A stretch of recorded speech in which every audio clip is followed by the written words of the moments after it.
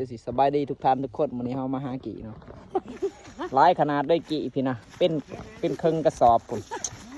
ตายมาเอาแสนไก่ขนาดอยู่ชายแดนเขมรพี่เด้อไปไก่กับกัมพูเชียนี่เห็นบ่ผู้สาวงามมาแฮ่ผู้สาวโกแฮ่โมแมนนางเอกว่าลำเหลืองนี่มาเบิ่งเดี๋ยวเบาสินสิพาคุดเด้อเอามือกล่องเฮาจับเดี๋ยวจะได้กดนี่เด้อจะหน่อยนี่หอยเลยพี่น้องเลยหอยกี่เนามีวิธีคุดมาเบิ่งนี่วิธีคุดไปทั้งพี่มันก็ต้องสิพาคุดมีอยู่บ่ละบาดนี่คันว่ามีกระแตงแววเนี่ยเสียบแล้วเห็นบ่เสียงดังแป๊กนี่แสดงว่าหอยแล้วนี่คุดกี่เนาะบ้านเฮาเนาะเฮาไปเอาอยู่ชายแดนเขมรตรงนี้กี่แต่ว่าซับแตกปากตีสิบอกพี่น้องบ้านเฮาหากินง่ายเนาะหากินตามธรรมชาติคุดงัดทั้งงัดอยู่นี่แหละมาหาเบิ่งพี่น้อง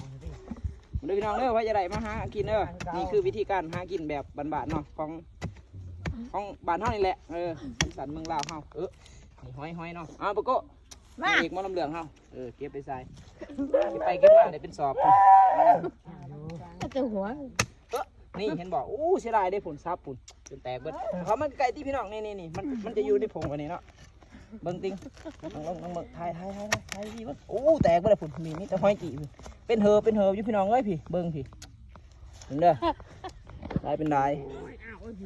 ใครอยากกินมาเด้อมายามเบาทิศสินสีผ้ามาหรอกพี่หอยพี่เห็นบ่หอยพี่เห็นหอยนี่บอกเห็นบ่นี่ตายเป็นเหิบอยู่พี่น้องเอ้ยซ้ำสันหินปุ่นนะหนึ่งปุ่นนะงัดนี่เห็นบ่มือกล่องคือกระหัวน่ะอีกคักน้องหมาทุกคนสุดยอดแล้วนะเขาบอกคันเอาคุดแบบบระมัดระวังเนาะเขาบ่มีเครื่องสแกนในตู้นี่บ่ได้ต้องคุดแบบคอยมีเครื่องสแกนใช่ไหมคอยคือกันนะผู้นึงที่บ่มีเครื่องสแกน